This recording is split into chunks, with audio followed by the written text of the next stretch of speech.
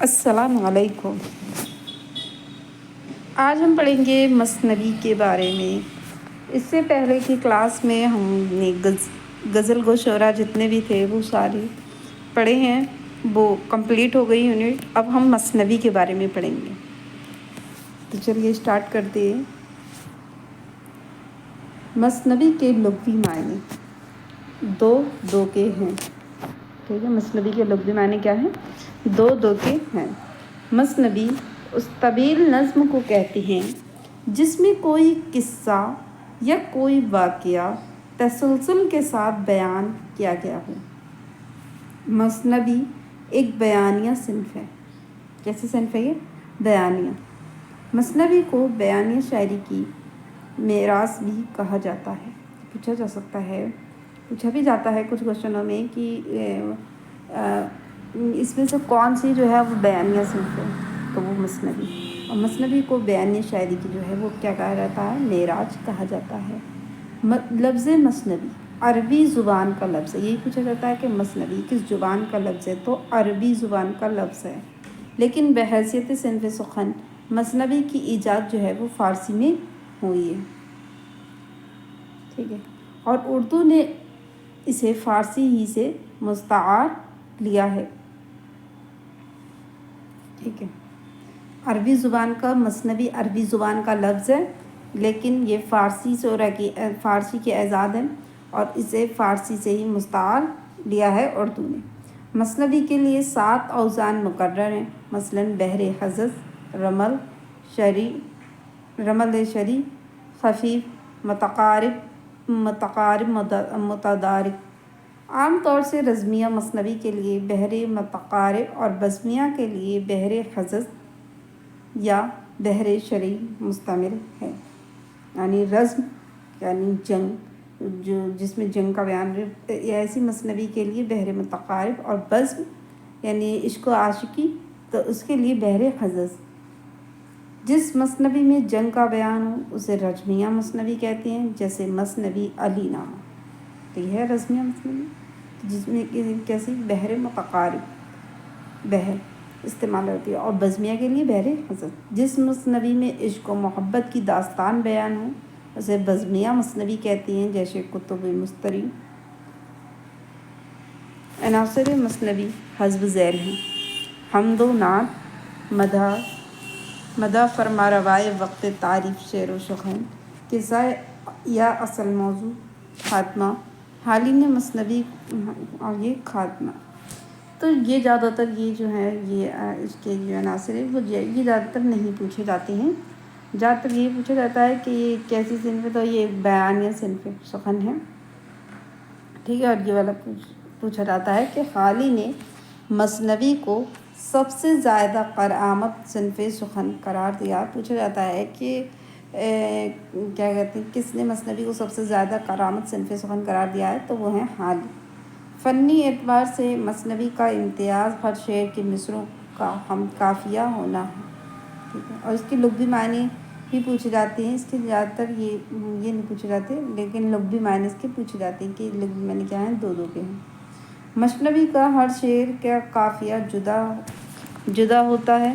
مثنوی میں اشعار کی تعداد مقرر نہیں ہوتی ہے۔ مثنوی میں غزل کی طرح ردیف و قوافی کی پابندی نہیں ہوتی۔ مثنوی کی خصوصیات میں سے ایک واقعات نگاری بھی ہے۔ سب سے پہل مثنوی نگار فخر الدین نظامی ہیں، اور اردو کی پہلی مثنوی قدم راؤ ہے، جو احمد شاہ ولی بہمنی کے دور میں لکھی گئی تھی۔ یہ امپورٹنٹ ہے، ٹھیک ہے۔ سب سے پہلی مثنوی کون سی ہے؟ قدم راؤ۔ کس نے لکھی تھی؟ تو فخر الدین نظامی نے۔ کس کے عہد میں؟ احمد شاہ ولی۔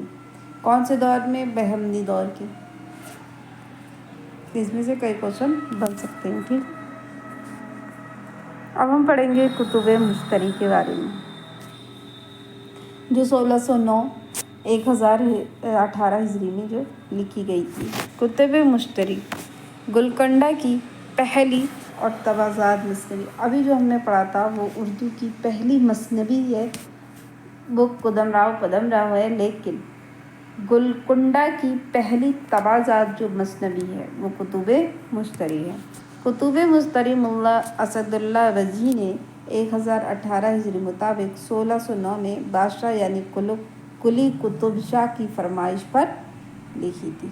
یہ پوچھا جاتا ہے کہ کس کی فرمائش پر لکھی گئی تھی، تو قلی قطب شاہ کی فرمائش پر کس نے لکھی تھی، تو ملا وجی نے۔ کب لکھی تھی، تو 1609 میں۔ یہ مجھے 3 سوال بن سکتے ہیں کہ یہ کس نے لکھی، کب لکھی گئی، کس کے بادشاہ کی فرمائش پر لکھی گئی۔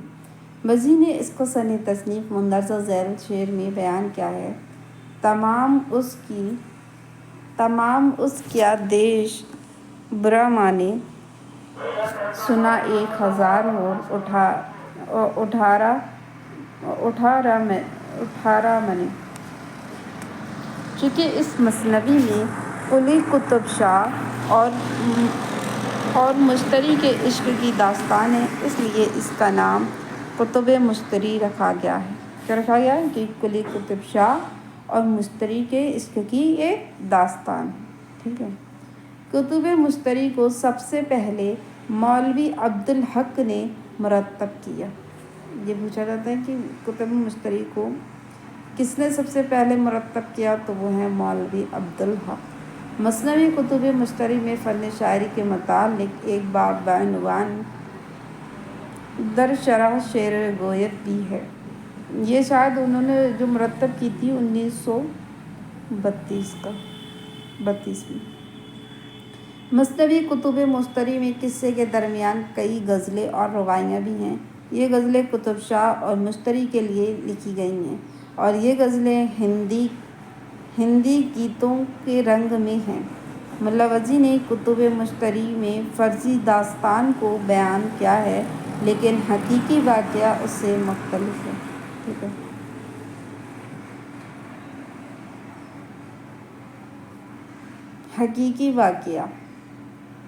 حقیقی واقعہ مختصراً یوں ہے کہ گولکنڈہ سے تقریباً 6 میل کے فاصلے پر ایک بستی چچلم کے نام سے آباد تھی، جہاں اب 4 مینار، جامع مسجد، مکہ مسجد، لاڑ بازار اور شاہ علی بنڈا وغیرہ واقع ہیں۔ قطب شاہ زمانہ شہزادگی میں گھوڑے پر سوار ہو کر یہاں اکثر شکار و تفریح کے لیے آیا کرتا تھا۔ اسی زمانے میں اس کی نظر بھاگمتی پر پڑی اور وہ اس کے حسن و جمال کو دیکھ کر فریفتہ ہو گیا۔ پھر اس کا معمول بن گیا اور وہ روزانہ تفریح کے بہانے یہاں آنے لگا۔ ایک دفعہ موسم برسات میں رود موسی میں بڑی طغیانی آئی۔ جب وقت مقررہ پر وہ قلعہ سے نکل کر ندی کے کنارے پہنچا تو دیکھا کہ ندی زور و شور سے بہہ رہی ہے اور اس کا ندی پار کرنا امر محال ہے، لیکن جذبہ عشق سچا تھا۔ اس نے آؤ دیکھا نہ تاؤ گھوڑے کو دریا میں ڈال دیا اور اپنے محبوب سے جا ملا۔ اس واقعے کی اطلاع جب شہزادہ کے والد ابراہیم قطب شاہ کو ملی تو وہ پریشان ہو گیا اور اس نے فوری حکم دیا کہ موسیٰ ندی پر ایک پل تعمیر کیا جائے۔ چنانچہ موجودہ پرانا پل 1986 میں اس واقع عشق کی یادگار ہے۔ شہزادہ جب بادشاہ ہوا تو اس نے بھاگمتی سے شادی کر لی اور اس کی محبت میں 998 عیسوی میں ایک نئے شہر کی بنیاد ڈالی۔ بھاگمتی کے نام پر اس نے اس نئے شہر کا نام بھاگ نگر رکھا، اور شادی کے بعد محمد قلی قطب شاہ نے بھاگمتی کو رواج کے مطابق مشتری کا خطاب دیا۔ وجی نے مثنوی میں اصل واقعات کو ذرا سا بدل کر بیان کیا ہے، اور یہ تبدیلیاں بھی قلی قطب شاہ کی ہی خواہش پر کی گئی ہیں۔ مثنوی کتب مشتری کا خلاصہ: ابراہیم قطب شاہ کا کوئی بیٹا نہیں تھا۔ دعاؤں کے بعد ایک چاند سا بیٹا پیدا ہوا۔ جوان ہوا تو اس کے حسن اور بہادری کی دھوم مچ گئی۔ ایک رات خواب میں، یہ مثنوی کتب مشتری کا یہ خلاصہ ہے، لیکن جو ابھی آپ نے پڑھا تو وہ جو ہے وہ اصل واقعہ تھا، لیکن جب ملا وجی نے جو لکھا تھا تو وہ یہ لکھا تھا، تو یہ اسی کا خلاصہ ہے۔ ایک رات خواب میں اس نے ایک پری روح کو دیکھا اور ہزار چاند سے خوابوں کی شہزادی پر عاشق ہو گیا۔ اب جو آنکھ کھلی تو عجب عالم تھا، سوائے رونے کے اسے کوئی چیز نہیں بھاتی تھی۔ بادشاہ کو معلوم ہوا تو بہت پریشان ہوا۔ شہزادے کے لیے کرناٹک، گجرات، چین اور ایران کی 2 شجاعوں کو جمع کیا اور کہا، قطب شاہ کو جو کوئی تا رجھائے گی، بڑا مرتبہ سب میں وہ پائے گی، لیکن شہزادے پر کسی کا جادو نہ چلا۔ بادشاہ نے شہزادے سے کریت کر پوچھا تو اس نے خواب کا واقعہ سنایا۔ اب تو بادشاہ کو اور فکر دامن گیر ہوئی اور اس نے مشورہ کے لیے عطارد کو طلب کیا۔ عطارد اپنے زمانے کا لاشعوری مشاور اور ساری دنیا کا سفر کیے ہوئے تھا، جس کا دلچسپ مشغلہ عورتوں کی تصویریں جمع کرنا تھا۔ بادشاہ کی بات سن کر عطارد نے کہا کہ اس وقت دنیا کی حسین ترین دوشیزہ بنگالے کی شہزادی مشتری ہے۔ اس کی ایک بہن زہرہ ہے جو حضرت داؤد سے زیادہ خوش الحان ہے۔ اس نے کہا کہ مشتری کی ایک تصویر بھی اس کے پاس ہے۔ تصویر لا کر بادشاہ کو دکھائی۔ بادشاہ نے شہزادہ کو دکھائی۔ شہزادہ تصویر دیکھ کر پہچان گیا کہ یہی وہ خوابوں کی پری ہے۔ اب شہزادہ اور عطارد سوداگر بن کر سفر پر روانہ ہوتے ہیں۔ کہیں پہاڑ جیسے اژدہاؤں سے مقابلہ ہوتا ہے، کہیں عامل و عابد سے ملاقات ہوتی ہے اور کہیں بادشاہ مغرب کی بیٹی سے۔ چلتے چلتے ایک ایسے مقام سے بھی گزرتے ہیں جہاں ایک راکشس رہتا تھا۔ شہزادہ اس کے قلعے کی طرف جاتا تو وہاں سے ایک آدم زاد ملتا ہے۔ وہ اسے بتاتا کہ یہ راکشس جہاں بھی آدم زاد کو دیکھتا ہے پکڑ لیتا ہے۔ اسے بھی اس نے قید کر رکھا ہے اور وہ حلب کے بادشاہ سلطان خان کے وزیر اعظم اسد خان کا بیٹا ہے۔ ٹھیک ہے، جس کو قید کیا تھا وہ مریخ خان نام ہے۔ یہ پوچھا جا سکتا ہے، یہ کردار پوچھے جاتے ہیں، مریخ خان، بادشاہ سلطان خان، یہ حلب کے بادشاہ۔ حلب کا بادشاہ کون تھا؟ تو سلطان خان۔ خواب میں ایک پری روح کو دیکھ کر عاشق دیوانہ ہو گیا ہے اور اس پری روح کی تلاش میں، جس کا نام زہرہ ہے اور جو بنگالے کی شہزادی ہے، نکلا ہے۔ جو لوگ ساتھ تھے وہ دغا دے گئے۔ اب میں اکیلا اس خرابے میں قید ہوں۔ پوچھنے پر محمد قلی نے ایک اپنا حال بیان کیا اور کہا کہ اب ہم دونوں دوست ہیں اور ان 2 مچھلیوں کی طرح ہیں جو ایک ہی جال میں پھنس گئی ہیں۔ ابھی یہ باتیں ہو رہی تھیں کہ سامنے سے راکشس آتا دکھائی دیتا ہے۔ شہزادہ آیت الکرسی کا حصار باندھتا ہے اور جنگ کر کے راکشس کو قتل کر دیتا ہے۔ اب پھر یہ سفر پر روانہ ہوتے ہیں اور قلعہ گلستان میں پہنچتے ہیں جو پریوں کا علاقہ ہے۔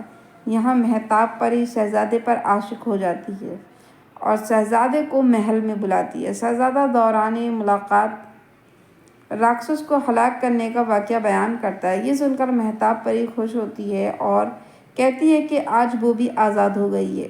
اس پر محفل عیش کا حکم دیا جاتا ہے اور شراب کا دور چلتا ہے۔ شہزادہ مہتاب پری کے ساتھ عیش و عشرت میں مشغول ہو جاتا ہے تو عطارد قطب شاہ سے بنگلہ جانے کی اجازت طلب کرتا ہے اور کہتا ہے کہ وہ جلد شہزادے کو وہاں بلوائے گا۔ عطارد بنگلہ پہنچتا ہے اور شہزادی کے محل کے قریب ایک جگہ پر مصوری شروع کر دیتا ہے۔ اس کے کمال فن کی شہرت سارے ملک میں پھیل جاتی ہے اور مشتری اسے بلوا کر محل کو آراستہ کرنے کا حکم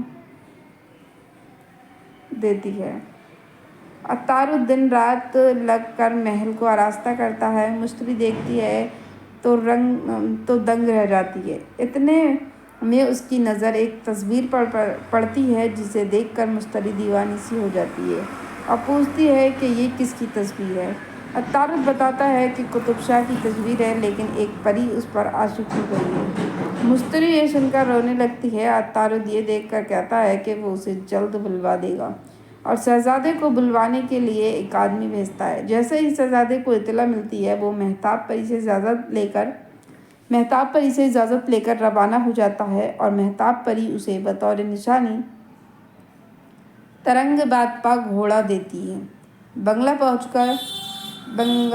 کر مشتری سے ملاقات ہوتی ہے۔ شراب کا دور چلتا ہے اور دونوں اتنے مست ہو جاتے ہیں کہ عطارد کو کہنا پڑتا ہے کہ اے شہزادے، تیرا مال ہے، تو عطا دل نہ کر۔ شہزادہ قطب شاہ مریخ خان کا حال بھی بیان کرتا ہے اور طے ہوتا ہے کہ زہرہ سے شادی کر کے بنگالہ کی بادشاہی مریخ خان کو دے دی جائے۔ اس کے بعد قطب شاہ مشتری کے ہمراہ دکن روانہ ہو جاتا ہے اور وہاں دونوں کی شادی دھوم دھام سے ہوتی ہے اور باپ قطب شاہ کو اپنی سلطنت دے دیتا ہے۔ اس طرح بقول وجی ملے قطب ہو مشتری ایک ٹھار، ہوا آج جگ میں آنند بے شمار۔ کرداروں کی پہچان، اب آپ کو تھوڑا صحیح سے سمجھ میں آ جائے گا۔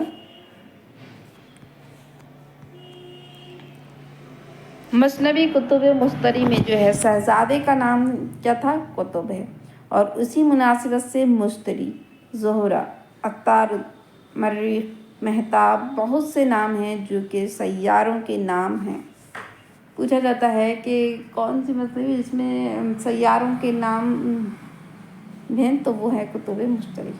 کتب مشتری کو وجی نے صرف 12 دن میں مکمل کیا تھا۔ یہی پوچھا جا سکتا ہے کہ کتب مشتری کو ملا وجی نے کتنے دن میں مکمل کیا تھا، تو ہے 12 دن میں۔ مثنوی کتب مشتری کے کردار بھی 12 ہیں، ٹھیک ہے، 12 دن میں مکمل ہوئی تھی۔ 12 کردار ہیں، کب لکھی گئی تھی یہ؟ تو یہ لکھی گئی تھی 1609 میں، اور کس کی فرمائش پر لکھی گئی تھی؟ قلی قطب شاہ کی فرمائش پر یہ لکھی گئی تھی۔ ابراہیم قطب شاہ ہیرو کے والد ہیں، محمد قلی قطب شاہ ہیرو ہیں۔ مشتری ہیروئن ہے جو مثنوی بنگالے کی شہزادی ہے، ٹھیک ہے۔ مشتری کون ہے؟ یہ بنگالے کی شہزادی ہے۔ اور زہرہ جو ہے وہ حضرت داؤد سے زیادہ خوش الحان ہے، مشتری کی بہن ہے اور ساتھ ہی مریخ خان کی محبوبہ ہے۔ یہ پوچھا جا سکتا ہے کہ مریخ خان کی محبوبہ کون تھی؟ تو زہرہ۔ یہ پوچھا جاتا ہے کہ کتب مشتری میں حضرت داؤد سے زیادہ خوش الحان کون تھی؟ تو وہ ہے زہرہ۔ مریخ خان جو ہے وہ ہے جو شاہ شرطان کے وزیر اعظم اسد خان کا بیٹا ہے، جو حلب کا بادشاہ تھا۔ عطارد کون ہے؟ جو اپنے زمانے کا لسانی مصور ہے، ہیرو کا رازدار ہے اور مشیر ہے، جس کی رہنمائی سے قطب شاہ اور مشتری کے درمیان کٹھن منزلیں طے پاتی ہیں۔ اسد خان کون ہے؟ جو حلب کے بادشاہ کا وزیر اعظم ہے اور مریخ کا باپ ہے۔ شاہ شرطان کون ہے؟ یہ حلب کا بادشاہ ہے، ٹھیک ہے۔ اور میروان کون ہے؟ یہ مشتری کی دائی ہے اور رازدار ہے۔ مہتاب پری جو شہزادے پر عاشق ہوئی تھی، اور سلکھن پری جو کہ مہتاب پری کی کنیز ہے اور رازدار ہے، اور وہ مہتاب کی خدمت میں ستارہ بن کر رہتی ہے۔ کون؟ سلکھن پری۔ اور یہ مہتاب پری جو شہزادے پر عاشق ہوتی ہے۔ مریخ خان راکشس کے قید میں تھا۔ قلی قطب شاہ مریخ خان کے ساتھ بنگلہ روانہ ہوا تھا، مکٹ پہاڑ جہاں پر ایک بڑا اژدہا رہتا تھا، قلعہ جہاں ایک راکشس رہتا تھا جس میں سمندر جیسی 7 کھندقیں تھیں۔ شہزادہ 12 افراد کو لے کر قلعے کی طرف روانہ ہوا تھا۔ کتنے افراد کو لے کر؟ 12 افراد کو۔ اس میں کتنے کردار ہیں؟ 12۔ کتنے دن میں مکمل لی تھی؟ تو 12 دن میں۔ کب لکھی گئی تھی؟ تو 1912 میں، 1609 میں، 1609 میں یہ لکھی گئی تھی، ٹھیک ہے۔ شہزادہ عطارد سوداگر بن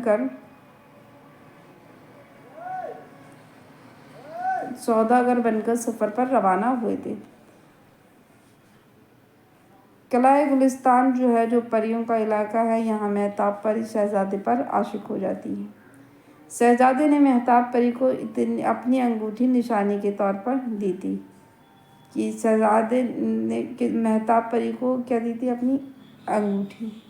مشتری عطارد کے ساتھ اپنی پسند کے سیاہ گھوڑے پر سوار ہو کر شہزادے سے ملنے گئی تھی۔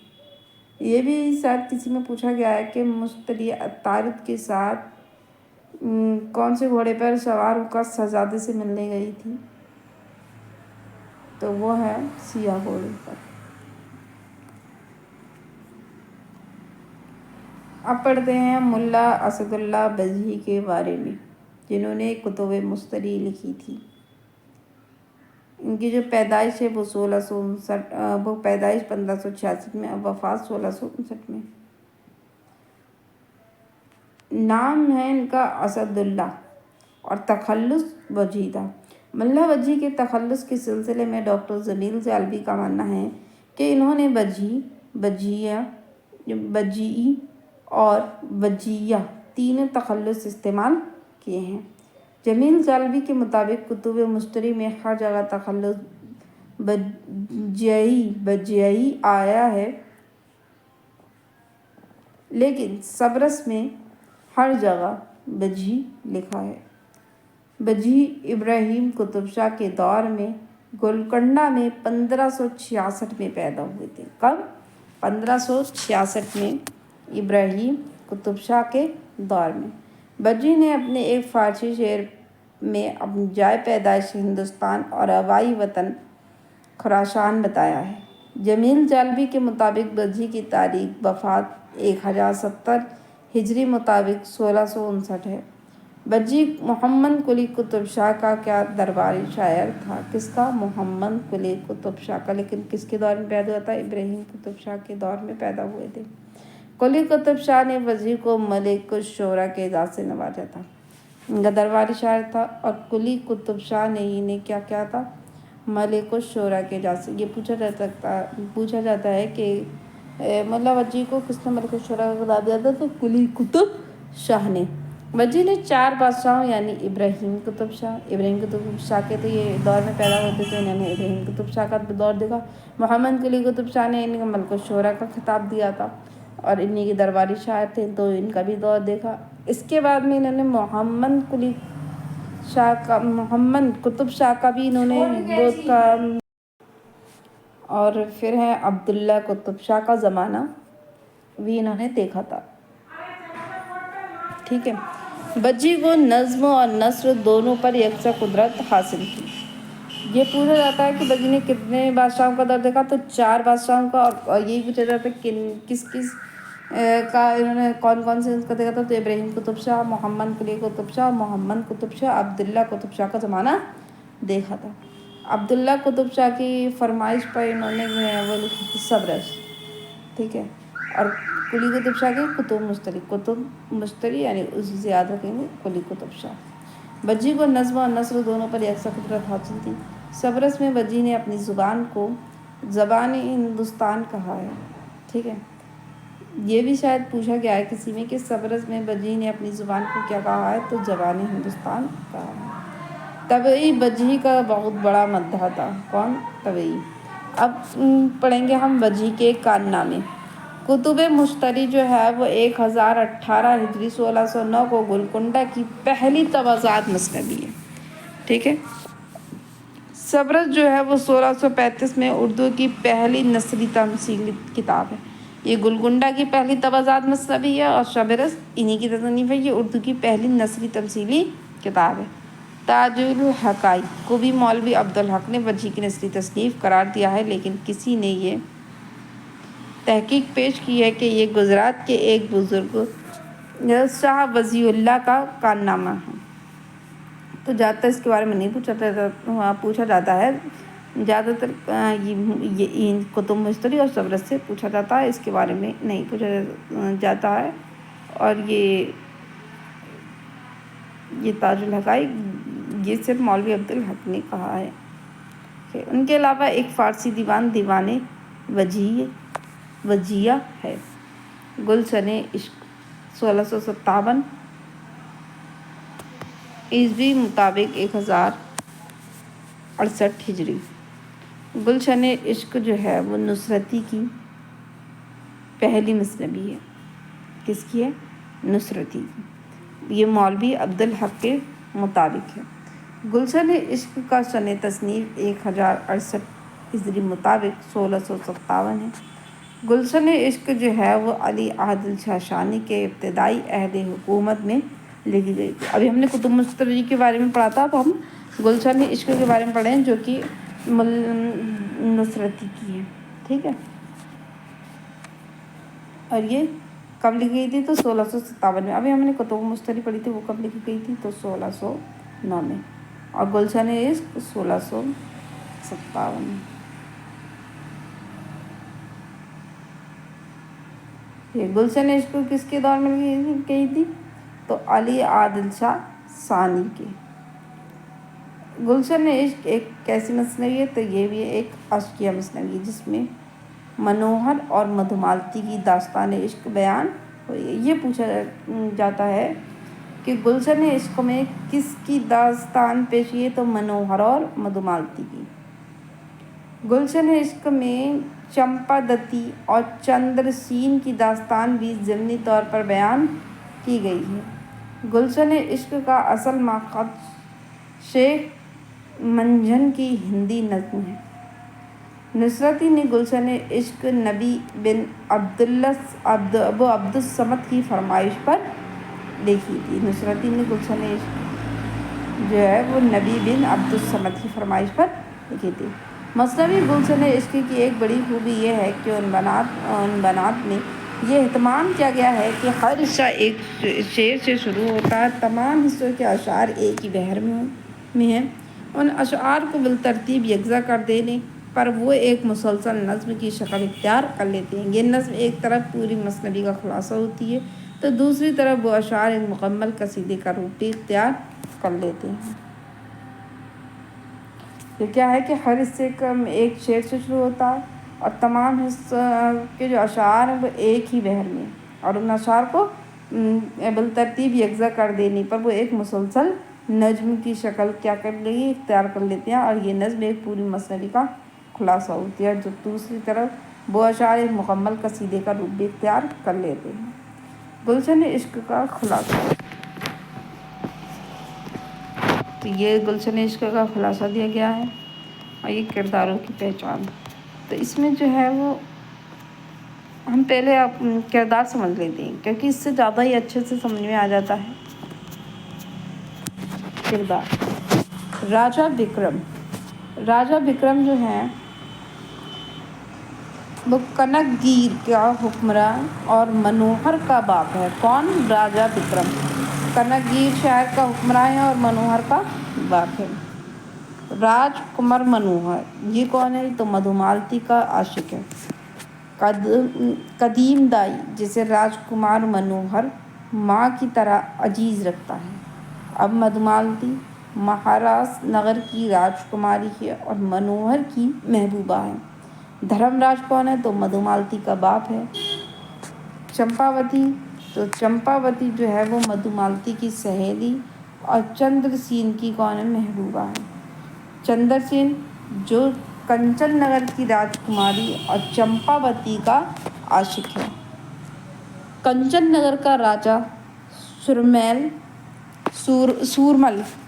سورمل چمپاوتی کا جو ہے وہ باپ ہے۔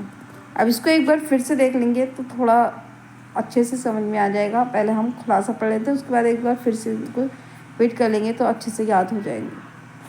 اب ہم پڑھیں گے گلشن عشق کا پہلے خلاصہ۔ بکرم نامی ایک راجا کنک گیر شہر کا حکمراں تھا۔ وہ لاوالد تھا۔ کون؟ بکرم ایک راجا تھا۔ بکرم نامی ایک راجا جو ہے کنک گیر شہر کا حکمراں تھا، اور وہ کیا تھا؟ لاوالد تھا۔ ایک دن ایک فقیر اس کے دروازے سے یہ کہہ کر واپس ہو گیا کہ وہ بانجھ کے گھر سے بھیک لینا نہیں چاہتا۔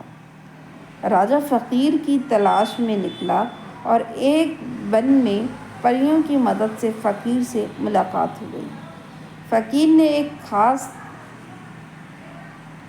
نے جو ہے وہ ایک خاص درخت کا ایک پھول رانی کو کھلانے کو کہا اور بیٹے کی پیشن گوئی کی۔ راجا بکرم کے یہاں لڑکا ہوا جس کا نام منوہر رکھا گیا۔ ٹھیک ہے، منوہر وہ بکرم کہاں کا راجا تھا؟ یہ کنک گیر شہر کا حکمراں تھا۔ ٹھیک ہے، اور اس کی کوئی اولاد نہیں تھی، اور یہ بکرم नजूमियों ने 14वें वर्ष मनोहर के परेशानों में मुब्तला होने की पेंशन गोई की और आसमान न देखने की तलकीन की। ठीक है। नजूमियों के बताए हुए वक्त पर कब 14 वर्ष की। नजूमियों के बताए हुए वक्त पर चंद परियां उसके महल में आ जाती हैं और सोते हुए उसको देखकर आपस में शर्त लगाकर उसका जोड़ा तलाश करने निकलती हैं। उन्हें मालूम होता है कि महारास नगर की राजकुमारी महारस नगर की राजकुमारी, और वो कौन सा था? कनकगीर का राजा था विक्रम। उसका बेटा कौन था? कनकगीर के राजा विक्रम का बेटा, जिसका नाम क्या था? मनोहर। और राजकुमार मनोहर का जोड़ा है महारस नगर की राजकुमारी मधुमालती, राजकुमार मनोहर। उसका नाम है मनोहर और राजकुमारी का नाम है मधुमालती। उस अम्र की तस्दीक के लिए परियां जो है मनोहर का पलंग उठाकर महारस नगर ले जाती हैं। मनोहर और मधुमालती एक दूसरे को देखकर फरेफ्ता हो जाती हैं और पहली ही मुलाकात में एक दूसरे से अंगूठी बदल लेते हैं और बातचीत करते सो जाती हैं।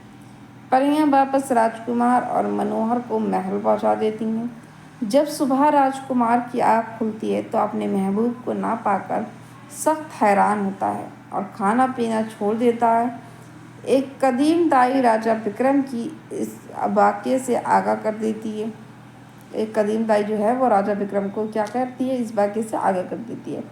राजकुमार मनोहर माल लश्कर और साजो सामान मधुमालती की तलाश में निकलता है। जहाज में सवार होकर समंदर से गुजर रहा था कि एक अजदा जहाज के टुकड़े टुकड़े कर डालता है। सभी साथी डूब जाते हैं, सिर्फ मनोहर तन्हा शहराए आतिशे के किनारे पर पहुंचता है। आगे चलकर राजकुमार मनोहर को कंचन नगर के राजा सूरमल की बेटी चंपावती मिलती है।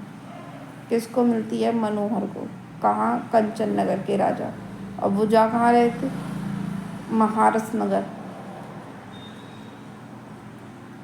महारस मधुमालती की तलाश में। जो मधुमालती की मनोहर जो है वो कंचन नगर के राजा सूरमल की बेटी चंपावती मिलती है। ठीक है। और जो मधुमालती की सहेली है जिसे एक देव ने कैद कर रखा था। मनोहर जो है चंपावती को देव के चंगुल से आज़ाद करता है और उसके वतन कंचन नगर ले जाकर उसके वालिदैन से मिला देता है। इस एहसान के बदले चंपावती की माँ मधुमालती को अपने यहाँ बुलाकर मनोहर से मिलवा देती है। मनोहर और मधुमालती को साथ देखकर मधुमालती की माँ गुलाब का शीशा जो करीब ही रखा था उठकर कुछ मंत्र पढ़कर गुलाब का छींटा मारती है, जिससे मधुमालती तोती बनकर उड़ जाती है। मधुमालती बरसों तोती बनकर जंगलों में फिरती है। फिर एक राजकुमार चंद्रसेन उसे महारस नगर लाता है। कौन? राजकुमार चंद्रसेन तोती महारस नगर लाता है। तोती का जादू उतारा जाता है और फिर वो इंसान बन जाती है। राजकुमार चंद्रसेन राजकुमार और मनोहर को भी, जो बाजार में दीवाने की तरह फिर रहा था, महारस नगर लाता है और यहाँ मनोहर और मधुमालती की शादी हो जाती है। मनोहर और मधुमालती की कोशिशों से राजकुमार चंद्रसेन और चंपावती की भी शादी हो जाती है। कौन? राजकुमार चंद्रसेन और चंपावती। चंपावती जो है किसकी? मधुमालती की सहेली होती है। चंद्रसेन जिसे ये मिले थे और जो तोती को जो लेके आता है। अब राजा विक्रम। अब आपको किरदार अच्छे से समझ में आ जाएंगे। ठीक है। राजा जो विक्रम है कनकगीर का शहर का हुक्मरान है और ये किसका बाप है? तो मनोहर का। ठीक है।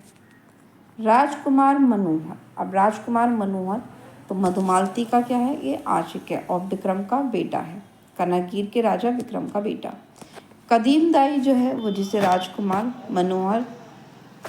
मनोहरों की तरह अजीज रखता है, राजकुमार मनोहर। मधुमालती जैसे महारस नगर की राजकुमारी है और मनोहर की क्या है, महबूबा है। ये कहाँ की थी, महारस नगर की। धर्मराज कौन है, अब ये मधुमालती का बाप था धर्मराज। और चंपावती जो मधुमालती की सहेली है और चंद्रसेन की महबूबा है।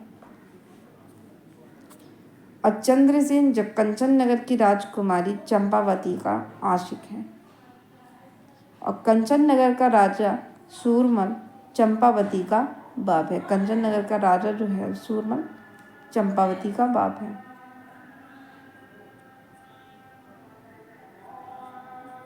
अब हम नुसरती के बारे में पढ़ेंगे, ठीक है।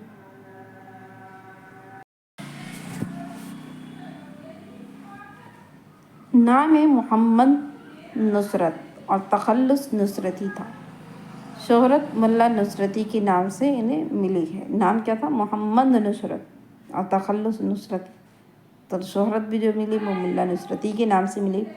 वालिद का नाम जो है वो शेख मखदूम था और दादा का शेख मलिक।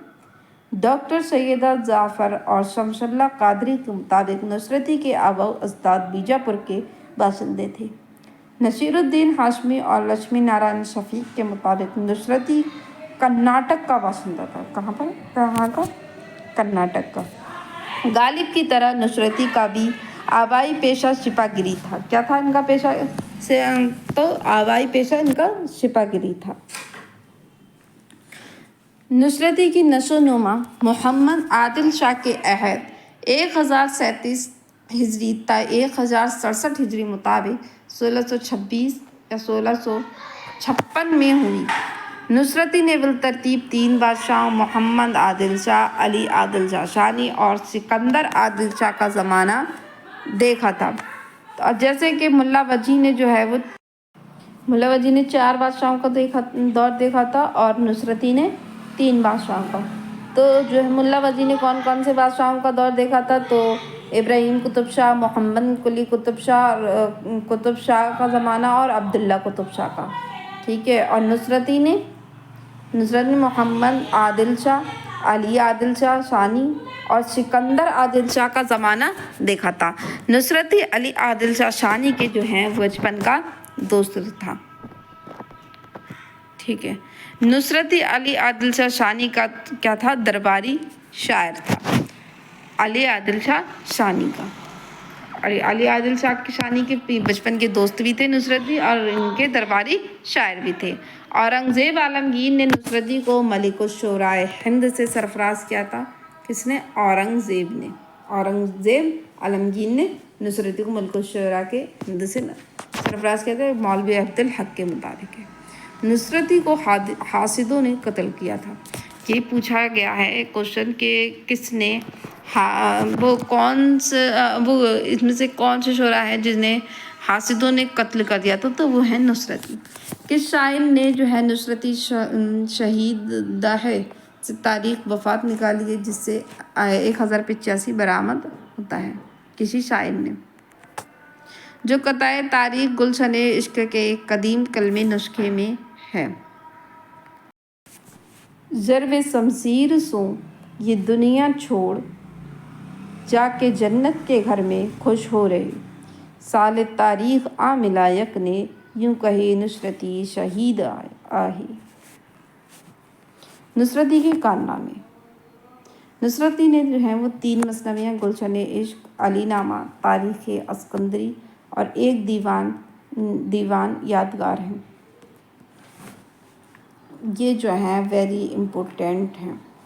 गुलशन इश्क, अलीनामा, तारीख़ अस्कंदरी ये पूछी जाती हैं कि ये किसकी मसनवी हैं, तो ये मुल्ला नुसरती की है, ठीक है। गुलशन इश्क, अलीनामा, तारीख़ अस्कंदरी। तारीख़ अस्कंदरी का असल नाम जो है फ़तेहनामा बहलूल खां है। इसका सने तसनीफ़ 1083 हिजरी मुताबिक 1672 ईस्वी है। ये भी याद रखेंगे, तारीख़ अस्कंदरी का असल नाम क्या है, फ़तेहनामा या बहलूल खां है। مثنوی تاریخ اسکندری 2 روز کی جنگی مہمات پر مشتمل ہے۔ تاریخ اسکندری میں صرف جو ہیں وہ 554 اشعار ہیں، جو 554 اشعار ہیں، اس کو 7 حصوں میں تقسیم کیا گیا ہے۔ تمام حصوں میں جو ہے بہلول خان کی کامیابی کا ذکر ہے۔ نصرتی نے کل 13 قصیدے کہے ہیں۔ نصرتی کے 13 قصیدوں میں سے 10 میں تشبیہ ہی نہیں ہے۔ نصرتی کے قصیدوں کے مداحیہ مضامین ایسے ہیں جو حرب و ضرب سے متعلق ہیں۔ شروع ہی میں ایسا لگتا ہے کہ یہ قصیدہ نہیں بلکہ رزم نامہ ہے۔ نصرتی کے 13 قصیدوں میں سے 7 قصیدے علی نامہ میں شامل ہیں۔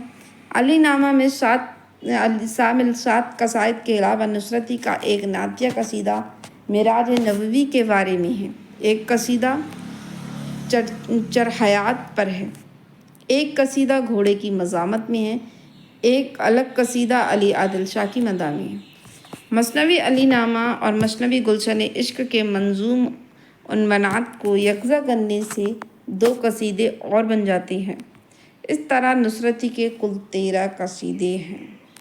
ٹھیک ہے، یہ زیادہ امپورٹینٹ ہے، یہ کہ ان کی مثنویوں سے زیادہ یہ پوچھا جاتا ہے کہ گلشن عشق، علی نامہ، تاریخ اسکندری یہ کس کی ہیں، تو وہ نصرتی کی ہیں۔ یہ بھی یاد رکھ لینا کہ یہ بھی یہی پوچھا جا سکتا ہے کہ تاریخ اسکندری کا اصل نام کیا ہے، فتح نامہ یا بہلول خان۔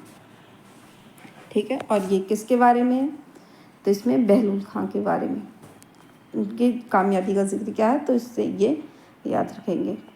تو آج کی ویڈیو میں اتنا ہی، اور ہم نیکسٹ ویڈیو میں جو ہے وہ علی نامہ کے بارے میں بات کریں گے۔ ٹھیک ہے، علی نامہ،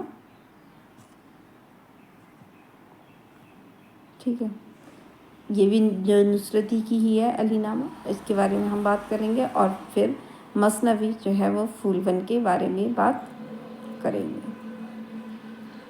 ٹھیک ہے، تب اور اس سے ریلیٹڈ جو ہے وہ کوئی بھی کوئری ہو تو پلیز کمنٹ باکس میں ضرور لکھیے گا، اور آپ کس ٹاپک پر ویڈیو چاہتے ہیں وہ بھی آپ کمنٹ میں ضرور بتا سکتے ہیں۔ تب تک کے لیے خدا حافظ۔